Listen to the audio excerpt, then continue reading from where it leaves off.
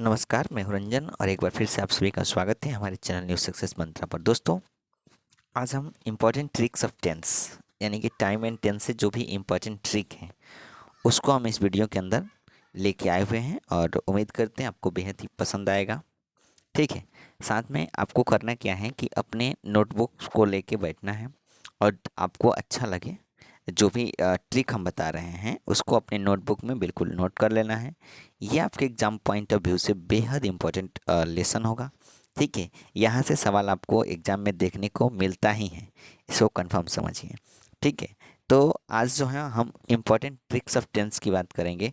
Tense के अंदर जितने भी इम्पॉर्टेंट ट्रिक हैं टाइम एंड टेंस से रिलेटेड, कैसे आप सवालों को आसानी से और इजी वे में बना सकते हैं। तो उसका जो ट्रिक नंबर 1 है आपके सामने है और इसको पढ़ेंगे समझेंगे, फिर आप आसानी से चीज़ों को कर पाएंगे।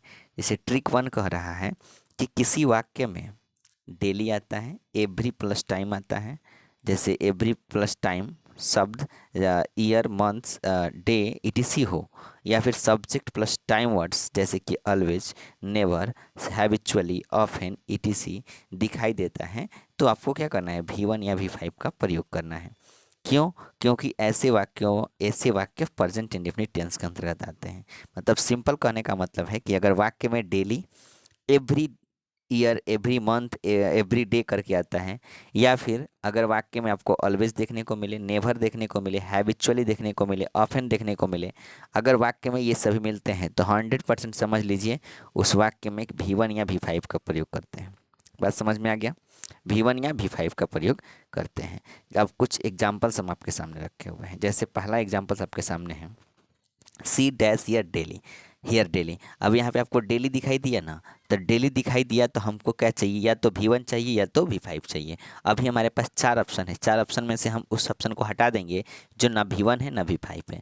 तो हैड कम कभी नहीं होगा, इज कमिंग कभी नहीं होगा, या तो कम होगा या फिर कम्स होगा, दो ही होगा ना।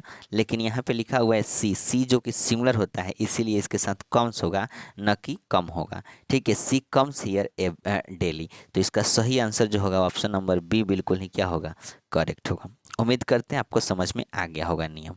ठीक है, जैसे बोला है कि he never dash here at night. अब फिर यहाँ पे आपको नेवर दिखाई दिया ना, तो वाक्य में सीधा बोला है कि अगर ऑलवेज, नेवर, हैबिचुअली दिखा है, ऑफन या फिर डेली आता है, तो उस वाक्य में क्रिया का V1 V5 का प्रयोग करते हैं। यही ना नियम है जी। तो दूसरा जो सवाल कह रहा है कि he never dash here at night, अब नेवर आ गया तो नेवर के साथ भी V1 V5, तो हमें उस ऑप्शन को हटा देना है जिसमें V1 V5 नहीं है। तो यहाँ पे केम जो कि V2 होता है कभी नहीं होगा, वाज कमिंग भी कभी नहीं होगा, या तो कम होगा या तो कम्स होगा। लेकिन यहाँ पे लिखा है सब्जेक्ट क्या है, ही है, और सब्जेक्ट ही है तो इसके साथ क्या लगता है, V5 लगता है। इसीलिए ऑप्शन नंबर सी कम्स बिल्कुल ही क्या होगा, सही होगा। दूसरा का ऑप्शन क्या होगा, ऑप्शन नंबर सी। चलिए आगे है कि आई ऑफन डैश हियर। अब ऑफन आ गया, फिर अभी आपको बोल रहे हैं पहले देखें बताए हैं नियम कि वाक्य में ऑफन आता है तो V1 V5 का प्रयोग करना है। तो आई ऑफन डैश हियर, यहाँ पे ऑफन आ गया तो V1 V5, इसलिए ऑप्शन नंबर ए भी नहीं होगा, ऑप्शन नंबर सी भी नहीं होगा, या तो कम होगा या तो क्या होगा, कम्स होगा, दोनों में से कोई एक होगा। तो आई के साथ है सिंगुलर नहीं लगता, आई के साथ है कम लगता है, V5 नहीं लगता, इसके साथ आई के साथ V1 लगता है, क्योंकि सब्जेक्ट के अकॉर्डिंग ना हमें वर्ब देना है जी। सब्जेक्ट जैसा होगा वैसा ही वर्ब देना है। तो सब्जेक्ट जो है ना वो हमारा आई है, तो आई के साथ जो वर्ब आता है वो V1 आता है, इसीलिए ऑप्शन नंबर बी बिल्कुल सही होगा। आई ऑफन कम हियर, मैं यहाँ अक्सर आता हूँ। ठीक है, तो कम होगा। चलिए अगला सवाल है, Mohan and Sohan dash to school every day. अब एवरी प्लस डे आ गया, एवरी डे आता है, एवरी मंथ आता है, एवरी वीक आता है। ठीक है, इस तरह के वाक्यों में आता है, देखने को मिलता है। तो एवरी डे के साथ V1 V5 चाहिए। अब मोहन एंड सोहन क्या हुआ, A+B, मतलब दो हुए, दो हुए तो पुल्लर हो गए, पुल्लर हो गए तो इसके साथ क्या चाहिए, सब्जेक्ट अगर पुल्लर रहता है तो उसके साथ क्या देते हैं, V1 का प्रयोग करते हैं, और सब्जेक्ट सिंगुलर रहता है तो उसके साथ किसका प्रयोग करते हैं, V5 का प्रयोग करते हैं। समझे ना? तो अभी आप देखेंगे यहाँ पे Mohan and Sohan dash to school every day, तो यहाँ पे V1 का प्रयोग होगा, तो गोज तो होगा नहीं, वेंट भी नहीं होगा, इज गोइंग भी नहीं होगा। ऑप्शन नंबर ए बिल्कुल सही होगा। Mohan and Sohan dash to school every day, तो Mohan and Sohan go to school every day. अगला सवाल है कि ही यूजुअली डैश इन इस बात। तो यूजुअली फिर आ गया, वाक्य में यूजुअली देखते ही हमें क्या करना है, दो चीज़ याद रखना है, या तो V1 या तो V5। अब जब V1 V5 की बात होती है तो यहाँ पे ऑप्शन नंबर ए में देखेंगे सिंग है, सिंग्स है, स्यूंग है, सैंग है। ऑप्शन नंबर डी का भी नहीं होगा, ऑप्शन नंबर सी का भी नहीं होगा, क्योंकि ये आपका V2 और V3 है, तो ये दोनों का भी नहीं होगा। अब सिंग या सिंग्स में क्या होगा, तो ही है। यहाँ पे आप देख सकते हैं क्या है, ही लिखा हुआ है ना, ही लिखा है, तो ही के संग सिमिलर आता है, तो सिमिलर ऑप्शन नंबर बी में दिया है, इसीलिए ऑप्शन नंबर बी जो है बिल्कुल सही होगा। क्या होगा, सिंग्स होगा। क्या होगा, he usually sings in his bath, वह हमेशा ने बाथ यानी कि बाथ स्नान घर में क्या करता है, गाता है। चलिए अब ट्रिक नंबर 2 की तरफ चलते हैं। तो ट्रिक 2 जो है बहुत ही बढ़िया है, मज़ेदार है। कह रहा है कि अगर किसी वाक्य से यूनिवर्सल ट्रूथ, रेगुलर हैबिट्स या रिपीटेड एक्शन का बोध होता है, मतलब यूनिवर्सल ट्रूथ का मतलब होता है कि जो एकदम सत्य हो, फिर रेगुलर हैबिट जो मतलब आपकी रेगुलर आदत हो, या फिर रिपीटेड एक्शन मतलब वही कार्य आप बार बार किए जा रहे हैं। तो अगर इस तरह से कुछ भी बोध होता है तो उसके साथ भी हम क्या करते हैं, V1 V5 का प्रयोग करते हैं, क्योंकि ऐसे वाक्य सदैव प्रेजेंट इंडेफिनिट टेंस के अंतर्गत आते हैं। ठीक है।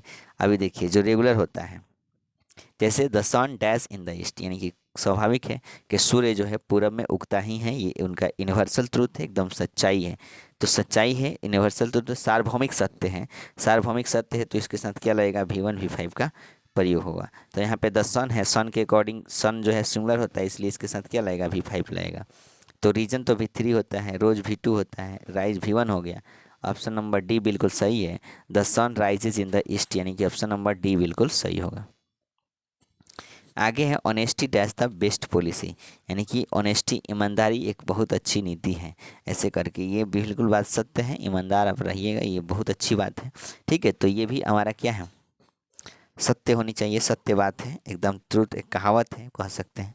तो यहाँ पे honesty is the best policy बिल्कुल सही आंसर होगा। अब आ गया ही always dash year on Sunday, वो हमेशा यहाँ क्या करते हैं, प्रत्येक संडे को, हमेशा संडे को वहाँ यहाँ आता है, तो उसकी क्या है, रिपीटेड एक्शन कह सकते हैं, या फिर उसके रेगुलर मतलब वो आपका हो गया, नियमित हो गया कि वो प्रत्येक संडे को आएगा ही। तो इस कंडीशंस में वहाँ पे क्या लगाते हैं, V1 V5 का प्रयोग करते हैं। अब कम तो होगा, कम्स भी हो सकता है, केम नहीं होगा, केम V2 होता है, हैड कम नहीं होगा, दो ऑप्शन नहीं होंगे, या तो ए होगा या तो बी होगा, लेकिन ही है तो ही के संग सिमिलर लगता है, इसीलिए क्या हो जाएगा, कम्स हो जाएगा। ही always comes here on Sunday, वह हमेशा यहाँ संडे को आता है, तो ऑप्शन नंबर ए बिल्कुल आपका क्या होगा, सही होगा। आगे देखिए, I dash up at 6 AM every morning, वह प्रत्येक सुबह को 6 बजे क्या करता है, उठ जाता है। तो ये भी क्या है, उसकी डेली की आदत है, डेली की ये रूटीन है। तो डेली आदत को बताने के लिए भी V1 V5 का प्रयोग किया जाता है। तो यूज टू होगा नहीं, गॉट V2 होता है, या तो गेट होगा या तो गेट्स होगा, लेकिन आई है, आई के संगे V1 लगता है, V5 नहीं लगता है। ऑप्शन नंबर डी जो है गेट्स है, जो कि V5 है, ये सरासर गलत है, इसको नहीं होना चाहिए। ठीक है, तो क्या होगा, ऑप्शन नंबर डी बिल्कुल आपका क्या हो जाएगा, सही आंसर हो जाएगा। आगे देखिए, the Ganga dash from the Himalaya, the Ganga dash from the Himalaya, यानी कि गंगा जो है डैश फ्रॉम द हिमालय करके लिखा है, तो द गंगा क्या है, सिंगुलर है, और सिंगुलर है तो इसके साथ सिंगुलर चाहिए, इसलिए क्या हो जाएगा, स्प्रिंग्स हो जाएगा, ना कि स्प्रिंग होगा। तो ऑप्शन नंबर बी बिल्कुल ही सही है। चलिए अगला जो है, अगला आपका ट्रिक नंबर 3 है। ट्रिक नंबर 3 देखेंगे, यदि किसी वाक्य में यस्टरडे, एगो, last time, last day, last year, in past year, 2010, 2015 ETC क्या हो, जुड़ा हो, ETC जुड़ा हो, तो उस वाक्य में पास्ट इंडेफिनिट टेंस का प्रयोग होता है, उस वाक्य के साथ V2 लगता है। यानी कि वाक्य में अगर लास्ट, एगो, यस्टरडे करके मिला तो उसमें क्या क्या करेंगे, V2 का प्रयोग करेंगे। जैसे यहाँ पे देख सकते हैं कुछ एग्जाम्पल आपके सामने, my sister dash to Agra yesterday, अब एस्टरडे देखते हैं क्या चाहिए, V2 चाहिए बस। अब V2 देख लो, इज गोइंग V2 नहीं होता है, डज भी नहीं होता है, गो भी नहीं होता, ऑप्शन नंबर बी, यानी कि वेंट V2 होता है, ऑप्शन नंबर बी सही हो जाएगा। सी डैश विल 2 days एगो, अब एगो आ गया, एगो को देखते हैं क्या चाहिए, V2 चाहिए, एगो देखते हैं V2 चाहिए। अब V2 क्या है, सी हैज़ बिन, V1 हो जाएगा, वाज नहीं होगा, इज भी नहीं होगा, तो होगा नहीं करेगा, हैड हो जाएगा। ठीक है, सी हैड इल 2 days एगो, ठीक है, हैड हो जाएगा, तो ऑप्शन नंबर सी बिल्कुल सही है। I dash her last year, last आ गया, लास्ट के साथ फिर V2 चाहिए, तो मीट V1 होता है, मीटिंग होगा नहीं, हैव मेट होगा नहीं, ऑप्शन नंबर बी मेट हो जाएगा। I met her last year. Ram dash Agra in 2008। 2008 में राम ने ये आगरा की यात्रा की। तो 2008 के साथ क्या है, जैसे इन 2008 इन 2010 इसे पास्ट बता रही है, तो इन पास्ट करके कुछ दिखा होगा ना, तभी V2 का प्रयोग करेंगे। तो विजिट नहीं होगा, विजिट्स नहीं होगा, विजिटेड ऑप्शन नंबर सी सही है, और ऑप्शन नंबर डी भी क्या होगा, नहीं होगा। आगे बोला है कि आई डैश